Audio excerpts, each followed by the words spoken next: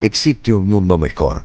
Quédate a disfrutarlo, que juntos somos un montón. Y a este montón que juntos somos, ya saben ustedes que si dejamos de estar juntos, no somos más este montón. Le proponemos a partir de este momento nuestro cotidiano ejercicio de radio. Ustedes saben, de lunes a viernes aquí en la M530 Somos Radio, la radio de Madres de Plaza de Mayo. Tenemos para proponerles un ejercicio de imaginaciones combinadas.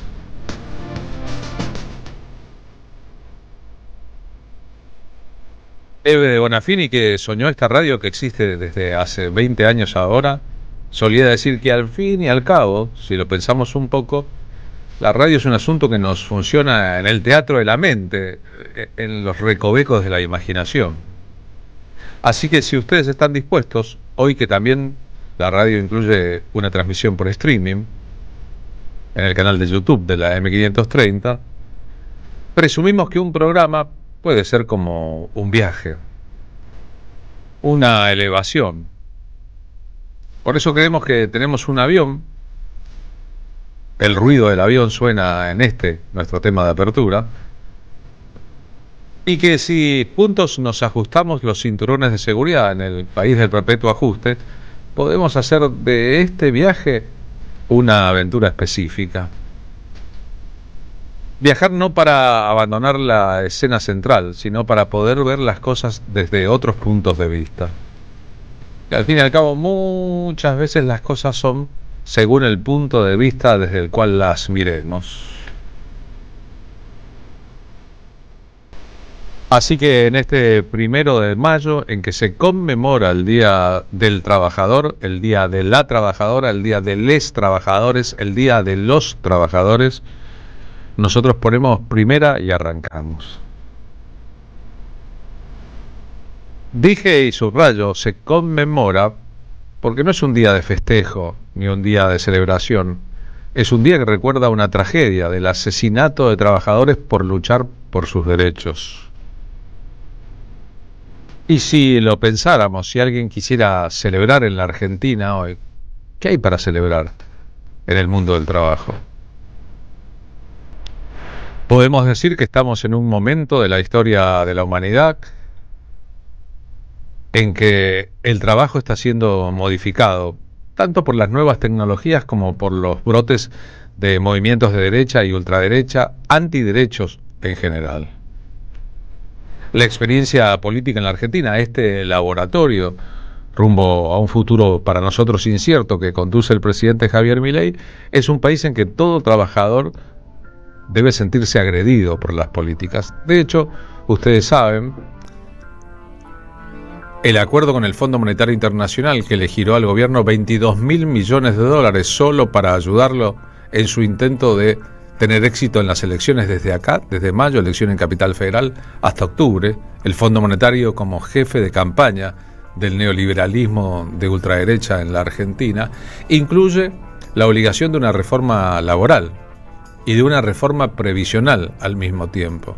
Y ninguna reforma del ámbito laboral, condiciones de trabajo, o previsional, el modo en que se jubilan los trabajadores, tratándose de este gobierno, puede ser a favor de los intereses de las mayorías.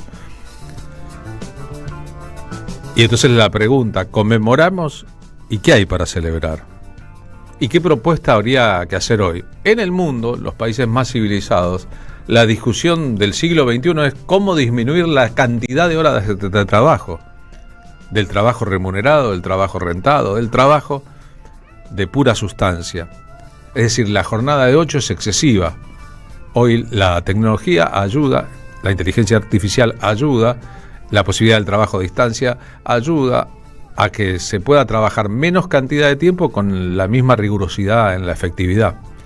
Hoy en buena parte del mundo está discutiéndose si los días laborables en la semana tienen que seguir siendo 5, como en la mayoría de los casos, o pueden disminuirse a 4. Si el viernes no debería ser un día feriado, o casi que un puente con los feriados del fin de semana. Absurdamente, en la Argentina, un país autopercibido como un país moderno, con gran representación gremial, que desde la década del 40 hizo que los trabajadores tuvieran un montón de derechos por los que se había luchado durante mucho tiempo. Con un gobierno de estas características la discusión es al revés. Es decir, el gobierno propone alargar la jornada laboral. Muchas personas, de aquellas que tienen un empleo formal y pueden hacer horas extras, necesitan de las horas extras, de lo que antes estaba de más, era como la yapa, el premio para poder llegar a fin de mes, en el caso de los que lleguen a fin de mes. ¿Cuánto falta para que este gobierno intente volver a las condiciones de trabajo preperonísticas, por decirlo de alguna manera? Y entonces crea que las vacaciones pagas están mal, que el aguinaldo es un invento de la representación gremial, que en realidad se podría trabajar como ocurría antes, los sábados y los domingos, y eso era por arbitrio de los patrones, de los empresarios, de los dueños de la capacidad de dar trabajo. Y la verdad que estamos obligados a soñar con un mundo mejor, porque si no lo soñamos primero jamás podremos concretarlo. En ese mundo mejor habría que trabajar menos, que todos trabajaran, que se produjera lo necesario y no de más, y que se redistribuyera todo.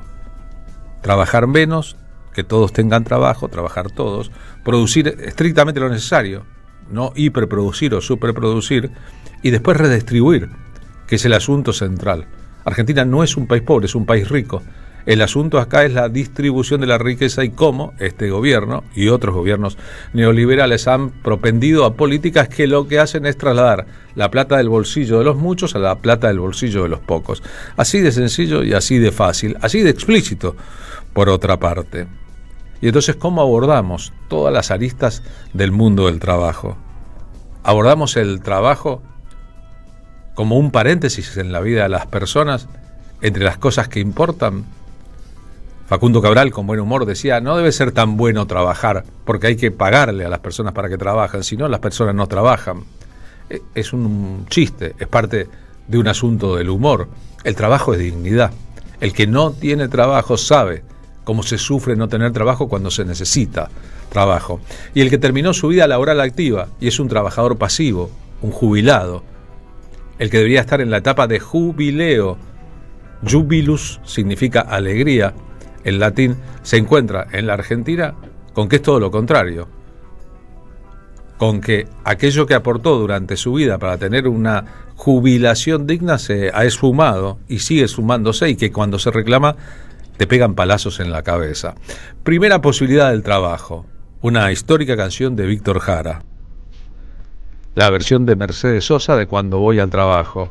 Un hombre enamorado va al trabajo y vuelve del trabajo y siente que el amor lo acompaña y que ese amor es para siempre. Lejos está de la lucha por los derechos. Cuando voy. Lejos está de rebelarse contra las condiciones en que trabaja. No es una canción que mencione la plusvalía o hable de los patrones.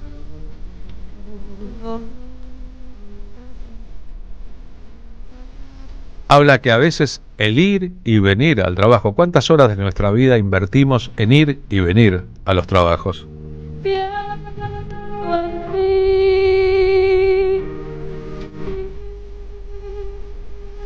Pueden ser también parte de los rituales del amor.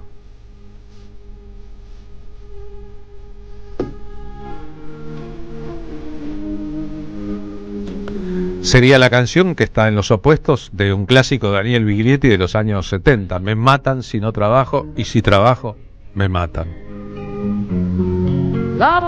Lo sabrán los jubilados apaleados durante el gobierno de Javier Milei en las calles. Me matan de hambre con los salarios, me apalean, me matan si salgo a protestar. Cuando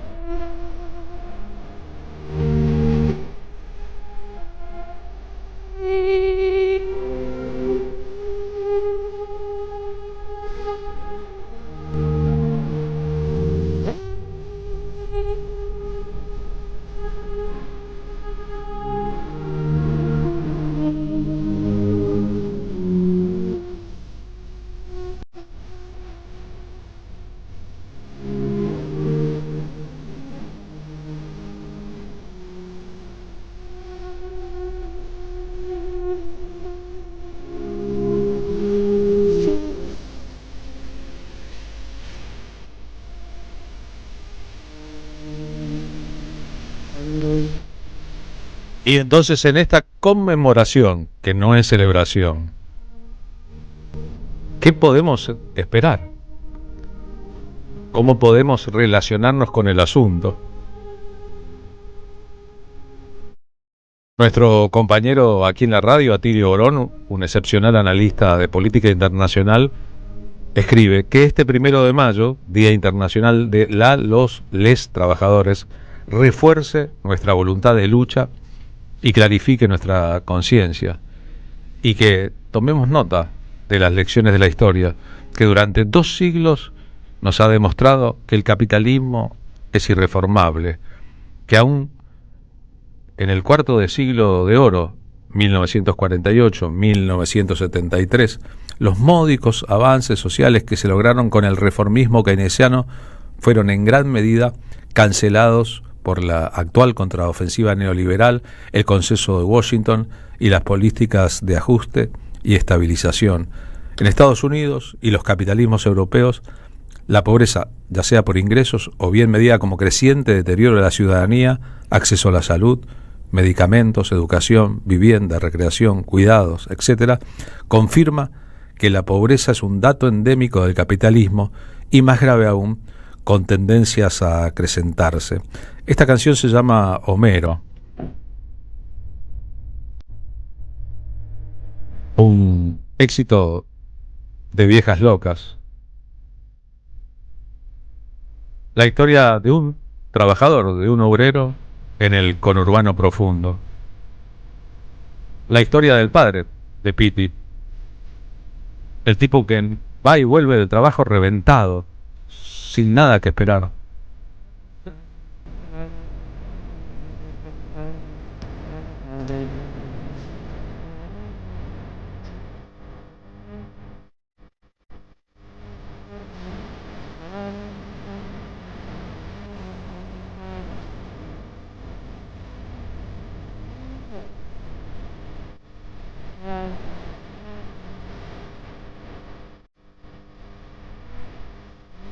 La otra cara de este proceso, el proceso que ha venido dándose en el mundo, desde que el imperio contraatacó, desde que los poderes transnacionales, los poderes económicos, las grandes corporaciones, hoy el capitalismo de plataformas, se dio cuenta de hasta dónde podía y cómo podía hacerlo, es el fenomenal crecimiento de la riqueza del 1% de la sociedad, del 1% de los más ricos, que concentran en sus manos más riqueza que el 95% restante de la población mundial.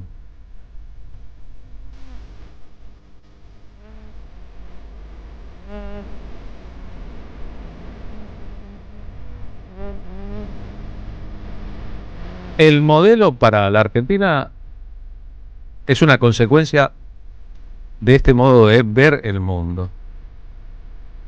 En todo caso, una sociedad en que el 30% tenga acceso a las comunidades, a los bienes de consumo, etcétera, etcétera, y el 70% no tenga y se arregle para flotar. Es una contradicción con el desarrollo de la historia en la Argentina, pero para eso gobiernan los Macri o los Milei. Porque en la Argentina, a partir de los años 40, la lucha de los anarquistas, los socialistas, los comunistas, la izquierda, el radicalismo que luchaba, etcétera, etcétera, etcétera, confluyó a partir del poder político del peronismo luego de 1945 en la concreción de un montón de sueños convertidos en leyes laborales. 5 días laborables, una jornada de 8 horas, aguinaldo, jubilación, vacaciones pagas, obras sociales fuertes, un sistema de salud público y de educación pública poderoso. Eso que debería llamarse uno de los modos de la justicia social es aquello que odia, por ejemplo, el presidente Javier Milei, que cuando insultó al Papa diciéndole zurdo de mierda, lo hizo porque el Papa habló de la justicia social. Argentina fue al respecto un país modélico.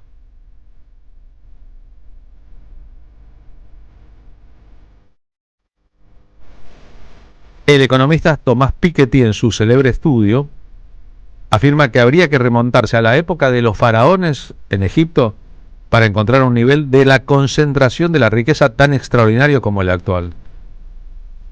Es decir, es una concentración de la riqueza inmoral.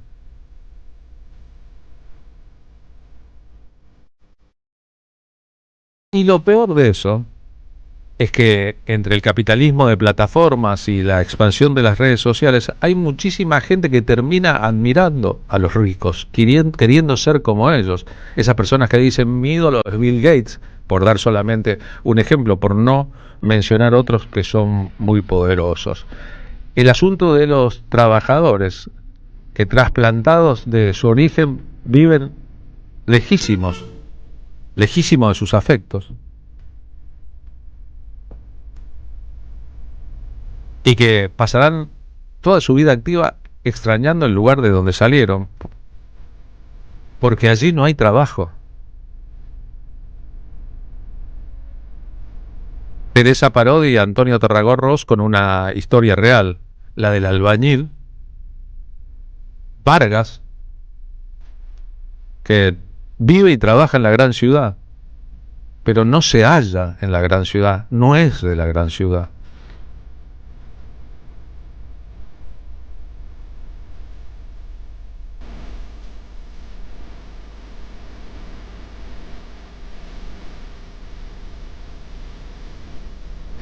La edulcoración, por ejemplo, de la vida en la Mesopotamia argentina, nuestra zona semitropical y a veces cambio climático casi tropical, hace olvidar las condiciones de vida y trabajo de los que allí viven. Cuando una empresa extranjera que explotaba el quebracho, la forestal, era un estado más poderoso que el estado en su zona de influencia, la zona era como un país bananero. Y mucha gente cree que eso no ha subsistido, que la presencia de nuevas políticas, de otros gobiernos, ha cambiado piramidalmente las condiciones de vida de los que allí nacieron. En algunos lugares sí, en otros no.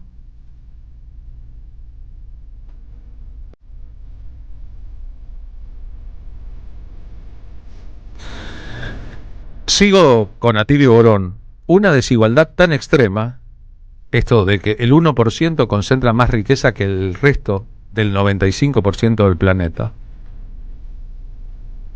es imposible de conciliar con la democracia.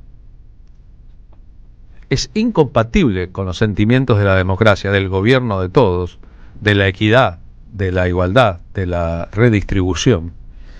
Y lo peor es que abona el terreno para el auge de las propuestas neofascistas o de la ultraderecha con su galería de monstruosos personeros.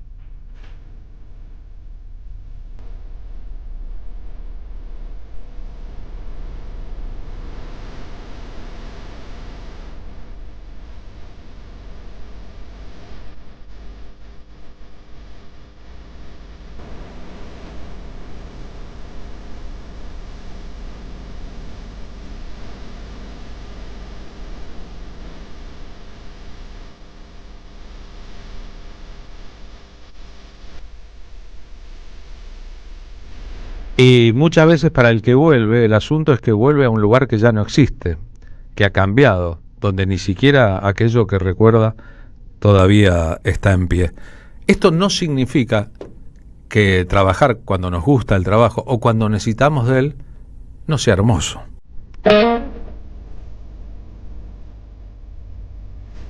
Nosotros los trabajadores de los medios de comunicación, en general amamos nuestro trabajo. Durante décadas y décadas en la Argentina, trabajar en el ferrocarril, por ejemplo, era un orgullo, era un honor. Muchísimos trabajadores de la salud o la educación, que tienen al respecto vocaciones firmes, están recontra conformes con ser lo que son. La discusión es, en todo caso, salarial o de condiciones. Pero Qué hermoso enseñar a alguien a leer. Qué hermoso atender a una persona con una problemática de salud y ayudarle a salir del paso. El problema no es el trabajo. El problema serían los trabajos insalubres. Si no se logra en un plazo relativamente corto instaurar un nuevo sistema económico postcapitalista, las sociedades implosionarán, dice Atilio Borón, por el aumento exponencial de las desigualdades económicas y sociales, y el medio ambiente habrá llegado a un grado irreparable de depredación, poniendo en grave riesgo la sustentabilidad de la vida humana en este planeta, que es el único que tenemos. No son palabras menores. Son palabras fortísimas cuando las pensamos, porque las teorías apocalípticas, esas de las que gustan,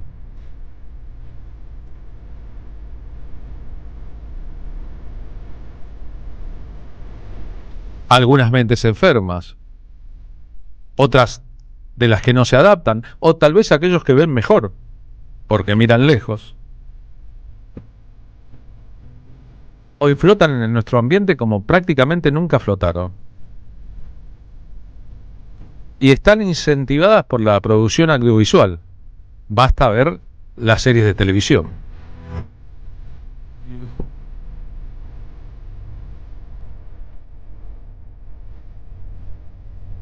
Ramón Ayala, el cosechero, el trabajador rural mesopotámico, que estuvo durante toda su vida haciendo cosas que hoy perfectamente podrían hacer las máquinas. Los robots, la mecanización del trabajo, aquello que en tiempos modernos, hace 90 años largos, denunciaba una película icónica de Chaplin. Las máquinas reemplazan al hombre o su automatización convierte a los hombres en casi robots.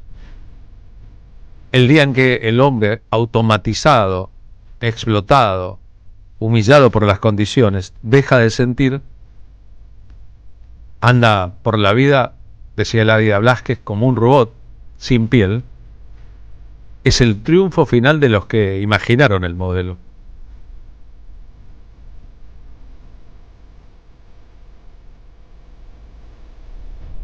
Las revoluciones socialistas en buena parte del mundo, los sueños de revoluciones socialistas en buena parte del mundo, y la concreción de una parte de ello con una revolución democrática en paz, la que llevó adelante el peronismo a partir de 1945, una revolución traicionada, frustrada, detenida, anclada en el tiempo.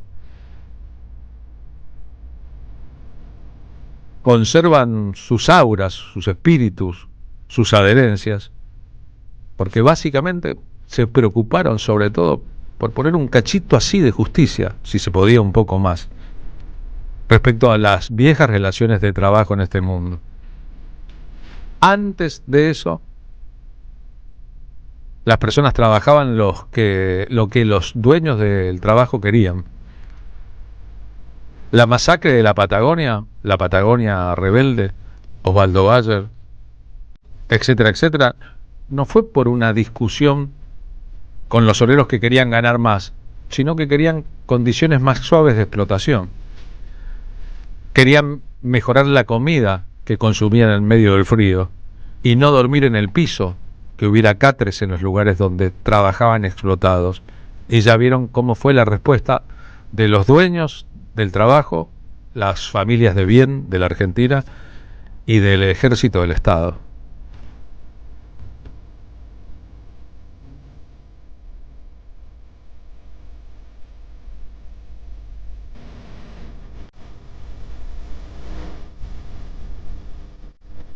¿Qué quiere el cosechero de Ramón Ayala? Un ranchito, apenas un ranchito donde sobrevivir.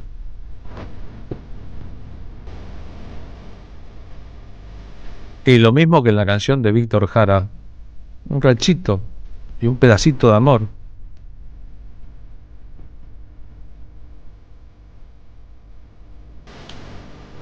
Un asunto piramidal, por ejemplo, ¿por qué la CGT ayer hizo un paro nacional y no lo prolonga hoy en un acto del 1 de Mayo? ¿Por qué la CGT no celebra el Día de los Trabajadores y deja la celebración del Día de los Trabajadores, si es que se hace, a los partidos de izquierda?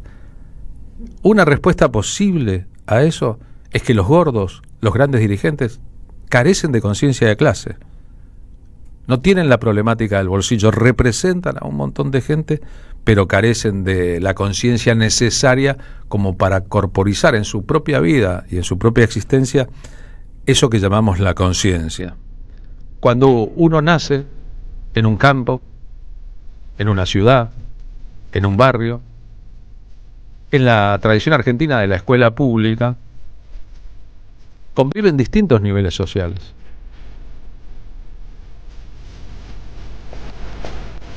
Y ese sistema fue pensado para igualar. Lo mismo que el uniforme.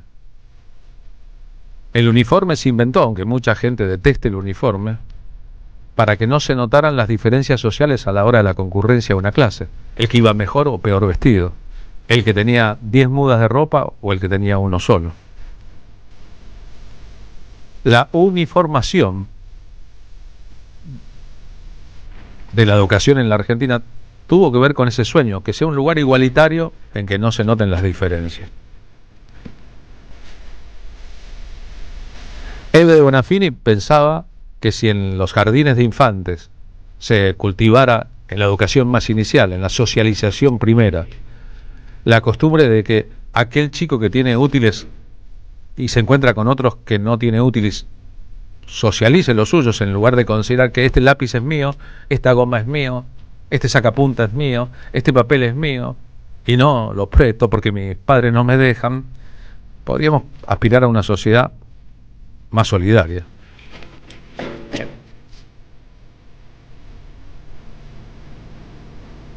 Esta canción de Morris, Pato trabaja en una carnicería, habla de eso, del que cuando crece se olvida que su amigo trabaja en una carnicería y no era el ideal de su vida.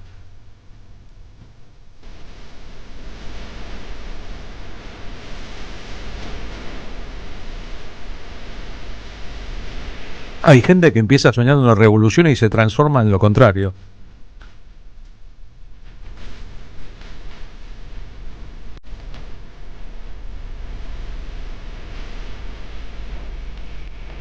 Vos explotás a todos y no das nada. Eso es ser el peor capitalista. Escribió describiendo aquello que veía hace más de medio siglo. El bueno de Morris.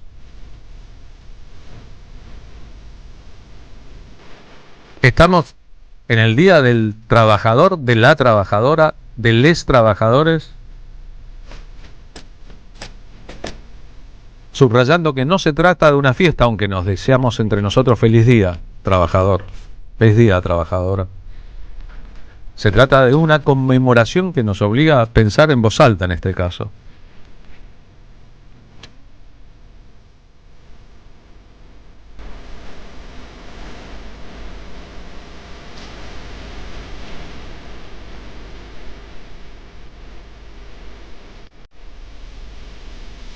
Hay un momento en que pensamos debería ecualizar aquello que se preconiza en público, las afirmaciones en voz alta, la cosa por la galería, con lo que ocurre puertas adentro. Muchas veces en la forma en que se trata a un trabajador está la verdadera ideología de una persona. Muchas veces en el respeto que debería tenerse por todo aquel que trabaja está la verdadera ideología de un ser humano. ¿Qué es ideología? No es un compendio, sino un sistema personal de ideas, apenas eso. No es repetir de memoria el capital, ni mucho menos.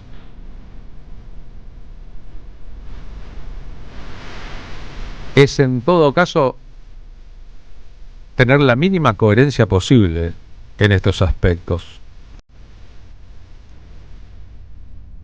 La samba de Juan Panadero, interpretación del dúo salteño, cuenta la historia de un panadero con nombre y apellido, con una tradición que continúa en Salta, don Juan Riera, español, perseguido cada vez que había un gobierno de derecha o una dictadura en la propia Salta, que hacía a veces llorando el pan de su panadería, pero que era incapaz de cobrarle su propio pan a los que no tenían cómo pagarlo. Y que en lugar de vivir bajo 14 llaves, mientras se decía alguien de ideas progresistas, dejaba la puerta abierta por si alguien quería llevarse un pan de noche.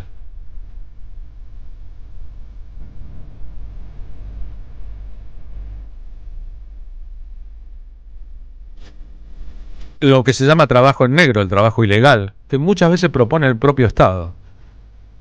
Ese que obliga a una persona, por ejemplo, a firmar un papel que le posibilita trabajar 3 meses, o 9 meses, o un mes, o 12 meses, pero no tiene vacaciones. Pero no tiene descuentos legales que ayudan a que tenga una obra social. Pero no tiene feriados en el horizonte, feriados legales. Reitero, el Estado argentino trabaja así en muchísimos casos. Parece una curita para solucionar una herida, pero es otro problema.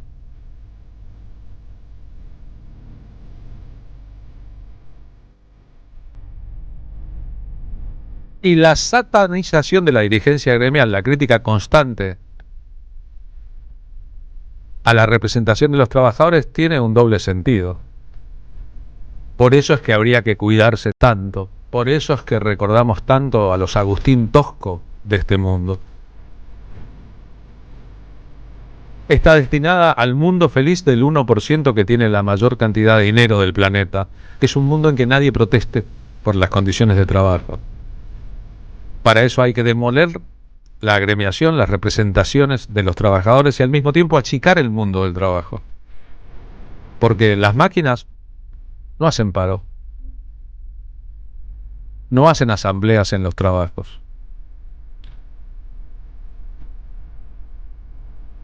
Porque la inteligencia artificial no dice ya trabajé 8 horas y terminó mi turno. O reclama que haya una hora para alimentarse mientras se trabaja. Las máquinas son máquinas. Y la maquinización del mundo laboral es una solución para algunos y un problema grave para otros.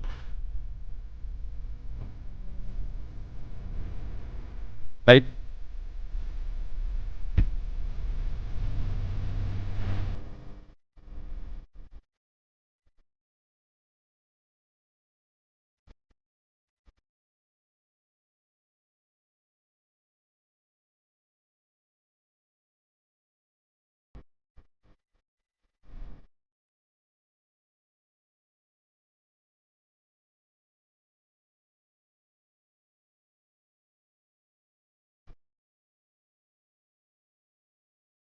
Así que en el Día del Trabajador hay pocos motivos para decir feliz día a todo el mundo y sin embargo lo hacemos porque está bien, es costumbre, es gentil y así debería ser. Y es buen momento, si podemos, para pensar un poco. Nadie puede cambiar esto por su propia voluntad.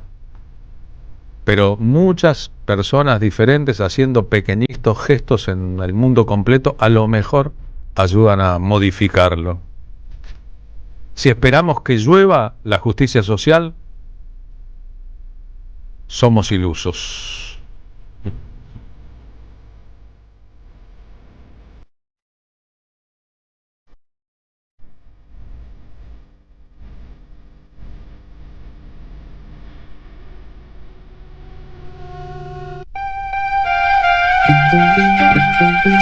Carlos Polimeni en la tarde de la radio de las Madres de Plaza de Mayo.